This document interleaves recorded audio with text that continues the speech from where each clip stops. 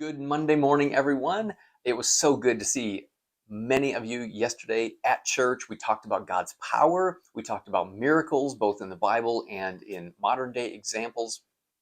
And today, what I'm thinking about still is this idea of miracles and the valid question people ask.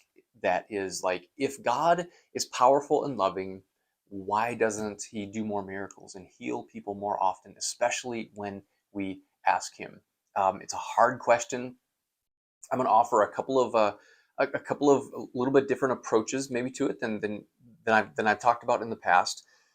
They are going to be more intellectual answers. So I just want to give you a little bit of a warning and encouragement that if you found this video, you came across it, and you're in a place really of hurting and you're praying and you've been praying and not seeing that miracle, this may not be the answer that you're looking for, because as I've discovered, when folks are in the middle of a really difficult circumstance, they're praying and praying and praying, and God doesn't seem to be coming through for them, no intellectual answer is satisfying. I would encourage you to keep praying, keep seeking, keep trusting, keep in relationship with people who can sit with you, pray with you. This will be a little bit more of an intellectual and thinking kind of a response to that. So first of all, someone suggested that I take a minute today and explain a little bit of the magic trick, like how do we do the whole fire thing? Well, here's how you do it. You go to the magic store and you get some what is called flash cotton, and you fluff up the flash cotton a little bit, make sure it's completely dry, and then you buy one of these little igniters, which is just like a cigarette lighter spark with a little container in it and a loop to go around your finger. You put the flash cotton inside the little container, put it around your finger, and when you flash, here, let me get it so you can see it. When you spark it, the flash cotton goes up in flame. Super cool. Get it at any local magic shop. You can probably get it online. I think some of the middle school boys had a lot of fun with this last night at youth group as well. Next question somebody asked, several people asked, what was the book you kept referring to? It is called Miracles Today. The author is Craig Keener, Keener. World-class Bible scholar, teaches at Asbury Theological Seminary. You can find it wherever books are sold, or you can borrow mine if you promise to give it back. Okay, miracles. Let's get into it a little bit. One of the things I'd mentioned, one of the old, it's not really used too much these days, but like an old argument against the possibility of miracles went like this: to say, hey, if God created the world and He created the world with like laws of nature that kind of govern how nature operates, then to do a miracle would be to break the laws of nature, which sounds reasonable until we think that like the laws of nature are more descriptive, that we have discovered, more than they are like prescriptive, that if they're not obeyed, then somebody's going to get a ticket and go to jail. So God isn't going to get a ticket if He breaks the laws that He has created. This is just the way that He set up the world operate with incredible regularity. And God, kind of like the parent who sets the house rules, knows the bigger picture. And when He chooses to step in, He can override the regularity of how kind of nature operates and make an exception to the rule. He is the parent, which is really kind of the theme of a lot of what I'm going to talk about today. The next thing that I'm still thinking about this from yesterday is I shared kind of one of the conclusions of the book, the guy who studies miracles, when I asked him the connection between people seeing a miracle and giving their lives to Christ. What he said was, it seems like the purpose of miracles was and is to get people's attention, to be open to the proclamation of the good news of Jesus. Now, that sounds good, but as you continue to think about it, you could raise the objection that, like, well, shouldn't the purpose of a miracle, especially healing someone, be pure love, care, and compassion for that person? And if you're healing them only to gain an audience to what you have to say, isn't that kind of using them to try to advocate your religion? It could be viewed that way, I guess. I can understand that, until we remember that Jesus was not just advocating one more religious option in a whole menu of equally valid religious choices. Jesus was the one Son of the one true God who came to share the truth that he was the way to God, and living for Jesus and obeying Jesus and trusting Jesus is the best way to live your life. And so Jesus's offer for good news was not just a religion to join, but is an offer for the best version of life possible for this life here on earth and the next life in all eternity with God.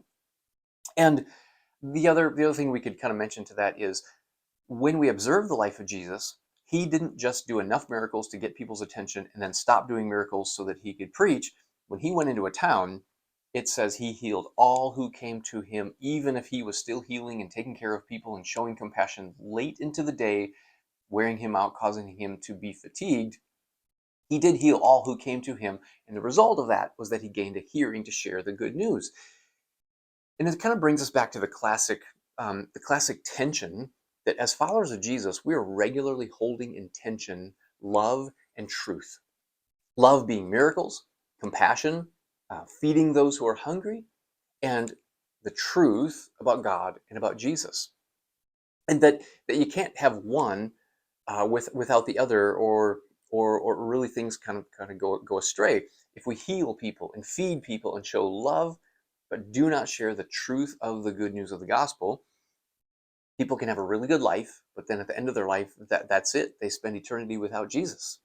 If we have truth but without love, the reality is, um, the old adage, people don't care how much you know until they know how much you care, really is true. And people who are starving and in pain and diseased, it's really hard for them to hear when they're hurting and hungry, to hear the truth. And so we bring love and truth together and have to have both of those.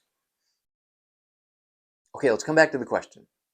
Shouldn't God, if he's loving, heal everyone who asks him? And one of the ways to kind of think through objections like this is to kind of play out, like, if God were to do that, and to heal in every case everyone who's asked him, um, what would that look like? What would be the end result of that? And the end result of that would be an absolute formula that God is forced to follow every single time, so that absolutely everyone who is requested gets healing. And the end result of that is that God is forced into action, and that now we humans, his creatures, are forcing his hand, and he really becomes our servant, and he is indebted to do whatever we ask him to do. And the places are swapped. In fact, we become God because we are controlling God in what he does, rather than God retaining his rightful place as loving heavenly Father. The second way to kind of think about this is that the story of the Bible and the story of the good news is not just that we die and then get to go to heaven, but it is also big picture that all of human history, God is moving toward an end where God is working to make all things new, to bring the renewal of all creation, including our bodies, relationships, and the earth and all of creation. That's the big picture plan that God is working towards in his own plan with his own timeline. And we don't understand the timeline. And if God healed every time we asked him, then essentially we're saying what God is working towards, we want to experience that right now. And if God healed every single time, it would essentially be us trying to force his hand to speed up the timeline to bring now whatever it is he's working towards later. We don't understand the timeline, but we do understand and know and have hope. He said, this is the plan. And so now we live with hope rather than the fulfillment of our hope. We live with the hope. God is working, and that God is a good heavenly Father who is not controlled by the demands of his children, but he loves us, he cares for us, he always does what is best, even when it's really hard for us to understand. But he has given us these ways to be able to think about it. And I would encourage you, even if you're in the middle of a difficult situation, keep praying, keep praying, keep praying, keep trusting, keep obeying. Trust God with the process, trust God with the timing, Trust God with the plan. He is a loving Heavenly Father who cares for you so much. And stay in community with other followers of Jesus who can keep you encouraged when you get discouraged and begin to doubt. I hope this has been helpful, a way to think about miracles. And I hope to see you next Sunday. Let's have another conversation about the good God that we are following. Have a great week.